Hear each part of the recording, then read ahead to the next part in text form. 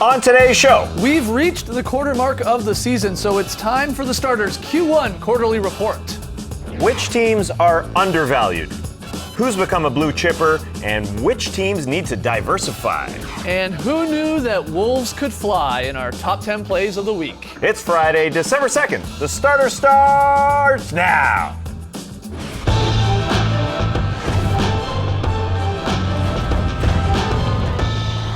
Good evening, sweet world, and welcome to the Starters. Whether you're joining us live right now on NBA TV or a little bit later on YouTube, doesn't matter to us. We're happy to have you. I'm J.E. Skeets, and alongside me, as always, that's Tass Millis. What's NBA today? To his right, it's the international man of mystery, taking it to the stash still, Lee Ellis. Friend. Lily, and last, certainly not least, over there, it's the bearded one. It's the big guy in the middle, Trey Kirby. Hey, yo! TK, what do you got? Well, I'm here at the internet looking for your best tweets at #TheStarters. And guys, the Washington Wizards didn't play last night, so they used the evening for some team bonding. They went to go see Office Christmas Party together. And even though the movie's not out yet, those go to some lucky guys. But my favorite thing about this is the resulting picture, which might be the coziest picture in NBA history. 16 guys going out to a movie, 15 of whom are wearing full sweatsuits, sweatshirts, and sweatpants. Let's take a look at a couple of the best looks, like Trey Burke wearing an all-teal look like my grandma used to. But my favorite look is John Wall wearing maroon, all the way zipped up, hood on, glasses on, doesn't want anybody to know he's a Jennifer Aniston fan, I guess. But the question for today is, what do these cozy Wizards look like? And to me, they look like a classic Old Navy performance fleece ad. $5 fleeces? Wow, what a deal. But we want to hear from you, so let us know on Twitter, what do these cozy Wizards look like? Send us your best tweets to #TheStarters, and we'll hear from you later. Get your tweets in. All right, it's an action-packed Friday here. We got worst of the week, we got our top 10 plays, and Joe Borgia himself is going to help us with a ruling on a particular wedgie, maybe not a wedgie that we had last night. We'll talk to him later. It's official. Yeah, but this week, we reached about the quarter mark of the NBA season, with most teams having played about 20 games, which means it's the perfect time for us to, break down the NBA market, give some analysis in the Starters Q1 quarterly report. Trey, I hear you have an NBA portfolio and you need some advice from us. That's exactly right, Skeets. And when people ask about my NBA portfolio, I tell them it's strong to quite strong. But I know there's some Benjamins to be made out there if you strike while the iron's hot. What undervalued team stock should I pick up before it skyrockets? You got to pick up the Detroit Pistons, Trey. The iconic teams in the Eastern Conference, like the Chicago Bulls, Boston Celtics, they're getting all the headlines. All the fancy schmancy experts are saying to pick up their stock. But I think the Detroit Pistons are strong, and they've performed as well as they could have the first 20 games of the season. They're 10-10 without Reggie Jackson. Right. Simply their best scorer. Andre Drummond, you call him your best player. Reggie Jackson is their closer, and it's phenomenal that Ish Smith has been able to just sort of tread water. This team is 18th in offense. They're only going to get so much better when Reggie Jackson returns. And Andre Drummond, he's become a better player, sort of, again, under the radar a little bit. He's become usable in fourth quarters because he's improved his free throw percentage from 35 to 47%. That's doable at the end of games. This team is strong, and if you remember their performance last year in the playoffs against the Cleveland Cavaliers, 4 games, it was real quick, but they woke up the Cavs because they fought for everything that they could. And yes, they may not be a top 3 or 4 seed, but I think we kind of look at them as a bubble team. They're going to be a lock, and they're going to be a 4 or 5 seed potential at this point of the season. You agree with that? Yeah, they can't afford any more injuries or any of these other guys to sit out because they've treaded water well without Reggie Jackson. But let's just say they miss someone else, then they're going to struggle. But at full strength, this is Stan Van Gundy's team. We know we've talked about that. He's got all these guys in, whether it's through free agency or trades. Now he's got that squad together. He's got everyone nearly healthy. Let's see what they can do. I think that's a good pick in the East. But Trey, if you want to head west, I would suggest you invest in the Utah Jazz. Despite the horrible loss to the Heat last night at home, in somewhat of a controversial ending there with the shot clock and Hayward getting off the shot and Gobert and all that, they're 11-9, and they're the real deal. I really truly believe that when they have all their pieces going, when Hayward's in there, when George Hill's in there, and Gobert and Favors hasn't even played a whole lot, this is a solid team because they have an identity, right? They play a slow pace. They're a good defensive team, 7th overall in the NBA. I think that's even still going to get better. They own the defensive glass. They protect the rim with Gobert back there. And Schumann points out, and this is a big reason why, Trey, you got to invest in them now. They have a heavy home schedule in December. 10 of their next 14 are in Salt Lake City, where you just were. You were just out there. So, I mean, that's going to only help their record. And I really think they're going to be knocking on that 50-win mark, which a lot of us thought they would be heading into the season. But at 11-9, they've almost sort of, because of injuries, underperformed a little bit. They're only going to get better. No, those injuries have hurt them a ton. And George Hill not there. When George Hill's not around for that team, they really struggle. Yeah. It was a great pickup for them, but they haven't had him for much of the year. Great home team. Pistons are also great home. They're 7-2. We're just making you money, man. We're making you money. Just do it. Hey, What's the I next appreciate question? that because I'm not made of money. I don't want to make any long-term mistakes that are going to leave my family in a bind. What team that seems like a sound investment now will prove to be overvalued in the future? I think the Chicago Bulls are a little bit questionable. Same questions we asked at the beginning of the season. And they proved us wrong. Yeah, well, they're 10-7. I feel like if you just read the headlines on your stockchase.com, on your reformedbroker.com, you would see that, you would think the Chicago Bulls were, what, I don't know, like a 12-2 team. They're just so, they're talked about so much because they have so much star power. Right. But they haven't really exceeded expectations all that much at 10-7. Jimmy Butler, he's having a career year. Will he keep it up? Rajon Rondo is playing well, and there hasn't been any sort of controversy with Fred Hoiberg. Will that keep up? Right. Because that hasn't been the case the last couple of years. Will this team continue to gel? And at 10-7 again, it feels like they're so much better, but it's just a fine record at this point. You look at the schedule with this team, and they've had the easiest schedule in the league. And look, you got to play who you put in front of you. I get that, but their wins are against the Sixers without Embiid, the Lakers, the Wizards, the Heat, the Nets, and the Magic. All of those teams. Maybe the Lakers are obviously on the bubble there in the West, but they may not. None of those teams may be playoff teams. Yeah, you still got to They've had cash an in easy though. schedule. You still got to cash in those wins now. Yeah, well, this is why we're saying though they might be a little overvalued when Perhaps, the schedule gets a little more difficult and they play some tougher opponents. Yeah, and they're going to lose tonight against the Cleveland Cavaliers. Trey, next question. Guys, I need some new leads. I need some good leads. I want the Glenn Davis leads. We're talking blue chippers here. Which NBA player who has made the jump to superstar status this year should I invest in? It's a bull market right now on Yanni. Get on him. It's a bull market, then go with Jimmy Butler. No. Nice one. Yeah. But no, this is Come a on. strong You can buck European it. fund. Buck that You got to ball. invest your money elsewhere. You got to diversify, go overseas. Yanni has shown that he really is ready to take that step to that agree. elite level. He can do it at both ends of the floor. Offensively, we know the shot is he's still working on that, but he's still effective because he knows how to score and he can get to the rim maybe as good as anyone else in the league because he's only ever 2 steps away from a layup and he's got that incredible Euro step. And on the defensive end, he's getting 2 steals and 2 blocks a game. So his impact right now is just enormous, and the Bucks are feeling it everywhere, and they're starting to play better. They're a lock for the playoffs. I'm going to say that right now. And, I'm not saying they will finish top 4, but they're going to finish in the playoffs, and they're going to be such a nightmare matchup for everybody. Because what is Yanni? A point guard, point forward, center? I don't know. I saw a great tweet from Alex Boder, who is a Bucks writer from MilwaukeeBucks.com.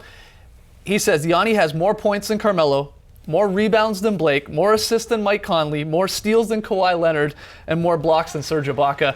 He turns 22 next week.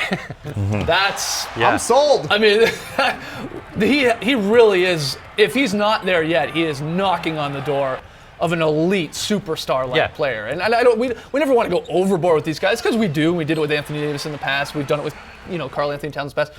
But he screams superstar. And he can get to the rim at will. And players know, obviously, his weakness is his three-point shot. But if he's able to get to the rim at will, he leads the league in most field goals within 3 feet, which is phenomenal when you think about it. More than Bron, more than DeAndre Jordan, more than Russ, more than everybody. So he can continue to get there.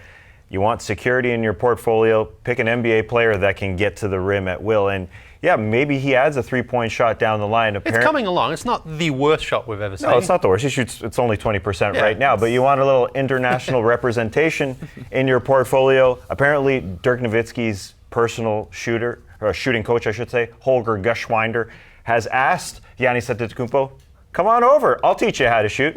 So maybe that works out this offseason. Again, if he's that Giannis young. starts shooting like Dirk Nowitzki, it's over. It's well, that probably over. won't happen. You'll be rich if that happens. All right, final one, Trey. I was speaking with my advisors over at Wu-Tang Financial, and they told me to diversify my bonds. Seems like good advice for anyone. Which team needs to diversify their portfolio and make a trade to address some sort of weakness? The Boston Celtics, they need a rebounding center. Teams just play bully ball against them. They are the worst defensive rebounding team in the league. When you've got Al Horford and Amir Johnson playing beside each other, it's not a recipe for success on the defensive glass. Al Horford and Paul Millsap in Atlanta was not a recipe for defensive success on the glass. And Amir Johnson's just undersized, just the way Paul Millsap was. Al Horford is a power forward. He needs a big, bad center to play beside him. They're second in points on second possessions allowed against them.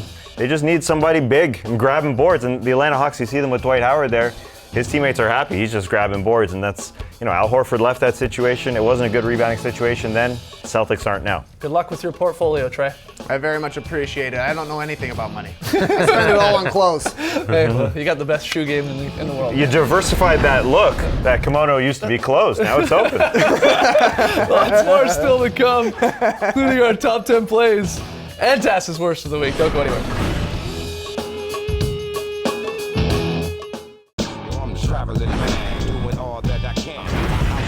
Welcome back to the show. Now's the point of the week where we hand out the dishonor to someone in the NBA family that has done wrong in the eyes of the starters. It's time for the worst of the week. Ladies and gentlemen, the worst of the week. This week's worst of the week is Boston media personality Michael Felger. The Celtics' Al Horford and his wife Amelia gave birth to a baby daughter on Sunday. Congratulations. Aww. Because of that, Al missed Monday's game in Miami. The Celtics didn't seem to have a problem with it, but Michael Felger did. This is Felger on CSN-NE, the Celtics' flagship TV station. Al Horford, your $30 million man, however much you pay him a year, sat out tonight because he had a birth of his kid. Yep. Was it yesterday? Yesterday, yes. Yesterday. He had the birth of his kid in Atlanta. The game was in Miami. Nothing wrong with that. I know when you make $30 million a year, it ain't much to get a private jet. Wick would probably pick it up. To fly down at 3 o'clock from Atlanta, it's a 90-minute flight to Miami, play the game, and come right back. I'm sure his wife is in the hospital, surrounded by nurses, mothers, aunts, relatives. Say it, Felger. Spit it out. I would have gone to the game. I would have played the game. And I like my guys to sort of forsake everything for the team. Get a grip, man. Forsaking everything to play a game? I hope your family didn't forsake you after that rant. You don't have to have kids to know that what he said was wrong. I mean, it's feeble, out of touch, insensitive, but in the end, it's just plain wrong. That all being said, Felger did try and walk it back a few seconds later.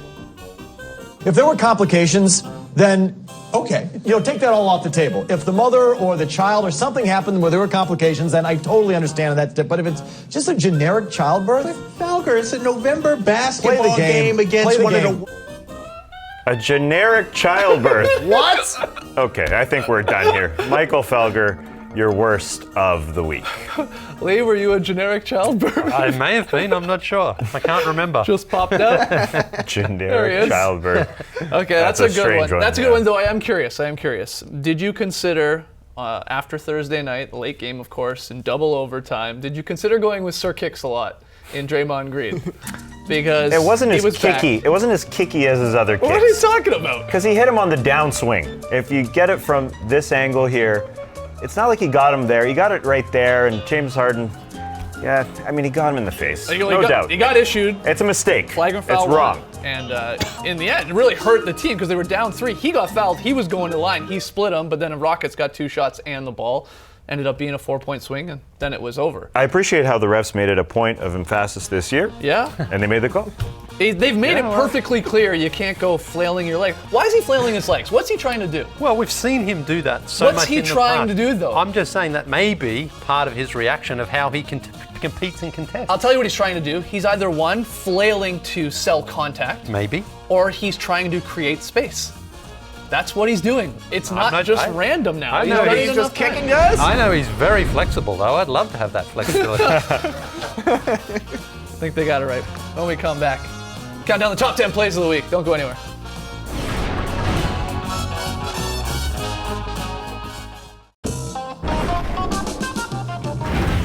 Welcome back to the show. We had a controversial play Thursday night. No, not Draymond Green's kicks. We're done with that. We couldn't decide whether this was a wedgie. Goran Dragic lets it go just after the buzzer. Whoa. The long-standing definition is if it's let go after the buzzer, it's not in play and it's not a field goal attempt, it's not a wedgie, but we couldn't decide. He was shooting it. Yeah. Right, it was his natural shooting motion. This But pains me. the only man who can make this call is the man who makes the calls in Secaucus, New Jersey, in the NBA Replay Center. Joe Borgia, we're lucky enough to have the NBA Senior Vice President of Replay and Referee Operations. Joe, let's get down to it. What's the ruling? Was that a wedgie? Well, first of all, the NBA's language is not wedgie. What? Okay? What? We use the ball getting lodged between the rim and the backboard. So A lodgy. I like wedgie, but unfortunately that's not in our rule book. But after reviewing the play, the replay center rules no wedgie. The shot was late, therefore it's not a legal field goal attempt. Oh, man. Now, is this something the league is keeping track of? Our Absolutely wedges? not. Absolutely. That's quite unfortunate. So we're not going to see this on a future episode of Making the Call. You will not see this on a future call. No. We're trying to get to 50 wedgies though, Joe. We need every single wedgie we can, but you are saying if it comes after the buzzer is sounded and after that light goes on the backboard, it doesn't count. Well, since you can't count the field goal, it wouldn't be a legal shot, and we did not have a jump ball. So in the future, if we jump it up, it's an official wedgie. All right. Good All to right. know, anyway. Gotta stay honest. Yeah. Hey, and it's good to know our long-standing definition is still standing. I mean, that's the rules we have been going Yep. by. Thank you so much for joining us, Joe. We will see you on future episodes of Making the Call all over NBA social media channels, including on YouTube. Thanks a lot, Joe. All right, let's get into the top 10 plays of the week. We had some unbelievable dimes, dunks. We had a bit of everything in this one. We'll start at number 10, and it is a dime. Marc Gasol throws it over his head, two-handed, to Troy Williams, who slams it home. I mean, this is on the money. Man. Like, in stride, one bounce. Bounce pass as well. Yeah. Beautiful. Very solid almost. Very solid. At number 9, Montrezl Harrell. Thursday night NBA's on TNT all over James Michael McAdoo. That's a biggie. Montrezl Harrell a little bit earlier left one short. He wasn't leaving that one short. Huge. At number 8, we'll stick with the posters here. John Wall is going to put Cantor on one. That's left hand. That's a point guard left hand in the paint. That's how he does it. All of his best dunks, lefty. Yeah. That's exactly right. Yeah, you go check the high school mixtapes, and he dunks a lot of the time with his left hand. Get some blocks with that lefty, too. At number 7, Ramon Sessions with a jam. What? Are we sure that's not Robert Pack? The subway track opens up in NYC, goes barrel to barrel. That's huge. Big dunk. That's massive. Wrong. From Sessions. At number 6, Blue 52, Blue 52. Hut, Love, 25-yard touchdown pass to LeBron James. 1 second came off the shot clock on this play. That's an efficient way of running your offense. Yeah, you should do this every single time. Yeah. Oh, 1 second or less. It's the new offense in the NBA. It's coming. At number 5, Rondé Hollis-Jefferson drops Malcolm Brogdon with that shake. And then he gets in a beautiful Nice. like, Yeah. You gotta Drops finish. one guy, goes around three Yeah. others. Yeah. See ya. If you don't 1, finish, we don't count it. 2, 3. Oh, man. At number 4, another unbelievable assist. This one from Nicholas Batum with the nutmeg on Powell. Zeller with the dunk. The nutmeg, of course, meaning he's going through the wickets. Yeah, a bit different the last time when we saw Nick Batum go below the belt. Oh. Nice one. At number 3, 2 blocks from Kristaps. A lefty. Getting the lefty, Shabazz Muhammad. This thing goes straight down. Watch this. Oh, yeah. Oh, beauty. Now the righty to Cody Zeller. Oh, looks like he hammers Cody, but it's a clean block from this angle. The referees did get it correct. Oh, that's all ball. Perfectly timed. At number 2, Andrew Wiggins drops the hammer Oh my goodness. on JaVale McGee. Sort of goes around him, over him. He just hangs up in the air a lot longer Yeah. than JaVale McGee. The Maple Moxie Tessie. Yes, it's so fun to say. Not fun to hear, but fun to say. Zach LaVine, the monstrous dunk. We debated which one is better, Zach or Andrew Wiggins. It's really, really hard to That tell. kind of settles it, though. This is Yeah. number 1. Yeah, this is that's it. better. This is Len better. looks up at the hoop as if, did he really put that on me? Yeah. And that may have been Zach LaVine's first in-game poster on somebody. He's had some unbelievable dunks, but on somebody, very rare. All right, gotta take a break. When we come back, Lely's very solid play. On NBA TV's High Tops, it's all in the name. The best dimes, dunks, finishes, the best of the best. High Tops. Don't miss it. Watch High Tops, Saturday at noon Eastern on NBA TV. Bones. I'm definitely watching that tomorrow, Saturday at noon on the network. We asked you earlier in the show, what do the cozy Wizards look like? And you have chimed in there on Twitter, #Stars. Trey, you have a few of the best answers. Yeah, Roman says those cozy Wizards look like my mom making the family take a picture in the snow. People were not too happy to be taking that picture. Papa says, looks like they're about to shoot a music video with Run DMC. My favorite answer comes from James, who says, Johnny and the Sweats. John Wall. Got it. The other guys. No, got it. Benny. They're all wearing sweats. Absolutely got it. Jets. Absolutely got it. Benny and the Jets. All right, to tonight's pick'em play, it is the Wolves and Knicks again. Lee, you've come over to the Knicks side of things. Of course, they just played recently, and that ended our November pick'em. But Tass and Trey have the Wolves. Lee and I go with the Knicks at home, where they've been solid. And speaking of solid, Lee, VSP, who gets it? We're going to Oakland, where the Warriors just keep churning out the VSPs. Here it is again, another nice, beautiful one here. Beautiful teamwork, fizzes around, ends with Iggy in the corner for a Switch ball. Oh yes, it is. Here it is again. It's a netball play too. Notice there's no dribbling. Ball just zipping and fizzing and finishing with Iggy. That's his spot. That's what I call a very solid play. Very solid play and a very solid stash. A stash so solid that it did raise over $10,000 for Men's Health. Lee, you're a champ. Everyone that donated, thank you so much. But now it's time to sadly say goodbye to this sweet stash. You were such a young buck. A retrospective. That's too weird. It's so sad. Yeah, I had doubts at first going with this Merv look, but once it grew in, it looked awesome. I'm going to miss doing my facial expressions the most. I really love Are you going to miss the stash is the question. Yeah, it's become like an old close friend, you know? I guess I can visit him again in the off season. Okay, well let's oh wow, we got a lot of stash watch. I mean, You've got more shirts than I thought you did. I know, yeah. Yeah, look at that. Yeah. That's a good one. let's take it off, buddy. Oh, man. It's time. Let's do it. All right. Here we go. Goodbye, old friend. Whoa. Say goodbye and Farewell, my old friend. I forget the second verse. You have finally reached the mustache end. There you go. I might have a little fun with it. Take it Oh, off. you're turning into Ned Flanders, slowly but surely. Yeah, give us a Ned Flanders. Guys, we'll see you on Monday. Thank you so much for joining us one more time. So goodbye and farewell, my old friend. We have Finally reached the mustache's end.